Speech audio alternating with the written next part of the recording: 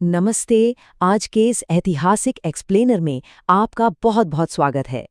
आज हम एक बेहद ही पुराने और सच कहूं तो हैरत अंगेज सफर पर निकलने वाले हैं। हम ये देखेंगे कि कैसे अरब की एक बिल्कुल सुनसान और पवित्र घाटी समय के साथ एक बहुत ही करप्ट व्यापारिक केंद्र में बदल गई। मतलब ये एक ऐसी कहानी है जहां पावर, लालच और आध्यात्मिकता आपस में बुरी तरह टकराते हैं और इसके जो नतीजे निकले ना, वो इतिहास के पन्नों में हमेशा के लिए दर्ज हो गए। ओके, तो चलिए सीधा मुद्दे पर आते हैं। इस पूरी कहानी के बीचों बीच एक बहुत बड़ा रहस्य छिपा है। जरा सोचकर देखिए, एक ऐसी जगह जहां पानी के बिना जिंदगी की कल्पना भी नहीं की जा सकती, वहां से जमजम नाम का एक कभी ना खत्म होने वाला पवित्र पानी का स्रोत सदियों तक कैसे गायब हो गया। आखिर ऐसा क्या हुआ होगा कि आने वाली कई पीढ़ियों को पानी की एक बूंद तक नसीब नहीं हुई।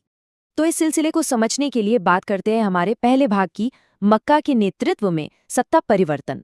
अगर हम इस पूरी ऐतिहासिक टाइमलाइन को तटस्थ होकर देखें तो ये काफी दिलचस्प है। शुरुआत होती है पैगंबर इब्राहिम और उनके बेटे इस्माइल से, जिन्होंने इस घाटी में एकेश्वरवाद यानी सिर्फ एक ईश्वर की इबादत की नींव रखी थी। उनके बाद इस्माइल के बेटों नाबिद और कैदार ने इस पवित्र जगह की जिम्मेदारी संभाली। लेकिन जैसा कि अक्सर होता है, वक्त के साथ पावर शिफ्ट हो गई। लीडरशिप इस्माइल के छोटे से परिवार से निकलकर उनके नाना के एक बड़े कबीले यानी जुरहुम कबीले के हाथों में चली गई। और फिर क्या था, जुरहुम के ही एक रिश्तेदार कबीले कतूरा के वहां आ बसने से इन दोनों कबीलों ने मिलकर यहाँ का पूरा कंट्रोल अपने हाथ में ले लिया। यहाँ पर ये समझना बहुत जरूरी है कि शक्तियों का यानी पावर का बंटवारा आखिर हुआ कैसे। देखिए, इस्माइल के वंशजों के पास धार्मिक अनुष्ठान और इबादत सिखाने की जिम्मेदारी तो जरूर रही, लेकिन काबा से जुड़े सारे आर्थिक और फाइनेंशियल फैसले जुरहूम और कतूरा कबीले के पास चले गए। और सच बताऊं तो शक्ति का ये जो बंटवारा था ना, इसी ने आगे चलकर सब कुछ पलट कर रख दिया। अब आते हैं दूसरे हिस्से पर, लोबान, जिसे फ्रैंकिनसेंस भी कहते हैं, उसका सुनहरा मार्ग। अब यहाँ सबसे दिलचस्प बात क्या है पता है? वो ये कि किस तरह लोबान यानी फ्रैंकिनसेंस के बिजनेस ने इस पूरी जगह की तस्वीर ही बदल कर रख दी। यमन और ओमान के पहाड़ों से लेकर सीधे बिजेंटाइन साम्राज्य तक जाने वाला ये जो बेहद मुनाफे वाला व्यापारिक मार्ग था, वो ठीक इसी घाटी के बीचों बीच से होकर गुजरता था। जरा इस बात पर ध्यान दें। रोम और मिस्र जैसे बड़े साम्राज्यों में इबादत और दूसरी रस्मों के लिए इसकी इतनी भयानक मांग थी कि लोबान की कीमत को सोने से भी ज्यादा आंका जाता था। मतलब इसकी खुशबू को साक्षात ईश्वरीय माना जाता था। आप बस कल्पना करके देखिए, व्यापारी कड़कती धूप और खतरनाक रेगिस्तान के बीच सैकड़ों ऊंटों के काफिले लेकर सिर्फ इस लोबान को पहुंचाने के लिए कितना लंबा और जानलेवा सफर तय करते होंगे।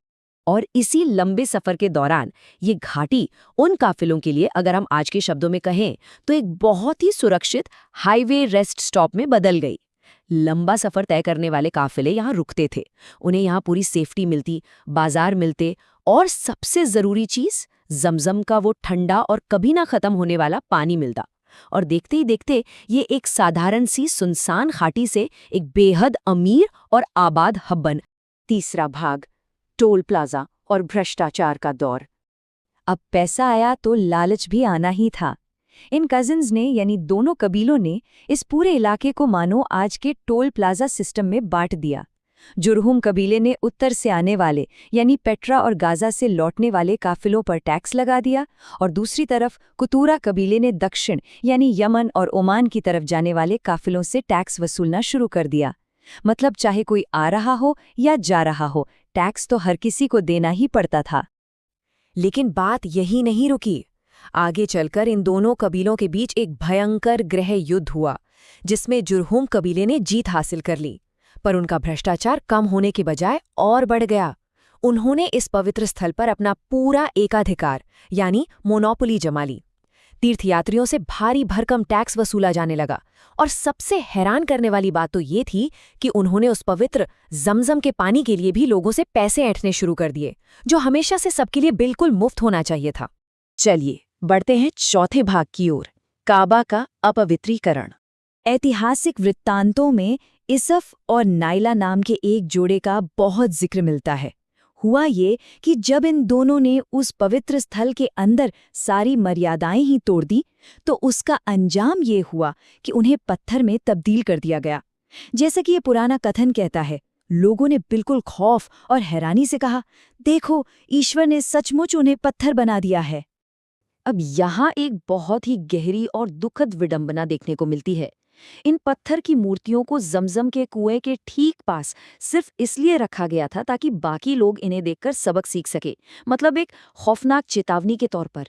लेकिन कितनी अजीब बात है ना कि सदियों बाद समाज ने उस असली घटना को ही गुला दिया और उन्हें प्रेम के देवता और देवी मानकर उन्हीं की पूजा करना शुरू कर दिया। 5वां भाग, जमजम के पानी का गायब होना।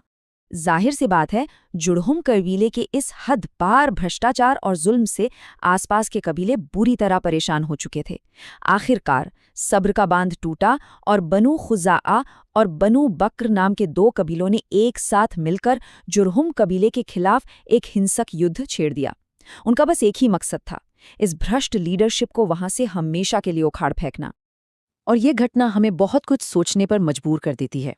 जब जुड़हुम कबीला ये युद्ध हारने लगा और वहां से अपनी जान बचाकर भागने लगा, तो आपको पता है उन्होंने बदले की आग में क्या किया? उन्होंने अपनी सारी कीमती चीजें जैसे 2 सोने के हिरण, पवित्र तलवारें और यहाँ तक कि वो काला पत्थर यानी हज्र अल अस्वद भी उस जमजम के कुएं में फेंक दिया और ऊपर से उस कुएं को पूरी तरह मिट्टी से दफन कर दिया। और इसी के नतीजे में आने वाली कई पीढ़ियों तक वो अनमोल पानी का स्रोत उस घाटी से गायब ही रहा। आखिरी भाग, मूर्तियां और आधुनिक सबक। अब जरा नए नेतृत्व के एक नेता अम्र इब्न लूह के इस सफर के मनोवैज्ञानिक पहलुओं पर गौर कीजिए। जब वो सीरिया गया तो वहां की बेहिसाब अमीरी और सफलता देखकर वो एक अजीब सी हीन भावना यानी इंफीरियॉरिटी कॉम्प्लेक्स का शिकार हो गया। उसे लगा कि सीरिया के लोग अपनी इन मूर्तियों की वजह से इतने सफल हैं, तो बस उनकी नकल करने के लिए वो खुबुल नाम की पहली मूर्ति को अपने साथ मक्का ले आया। एक विदेशी संस्कृति की बाहरी सफलता को कॉपी करने के चक्कर में उसने उस पुरानी और पवित्र प्रार्थना के तरीके को ही पूरी तरह से बदल कर रख दिया। और ये जो चौंकाने वाला नंबर है ना, 360, ये साफ दिखाता है कि उस एक छोटे से कॉम्प्रोमाइज का, उस एक सांस्कृतिक समझौते का आखिर क्या अंजाम हुआ। वक्त गुजरता गया और उस पवित्र जगह पर 1 या 2 नहीं, पूरी 360 मूर्तियां रख दी गईं।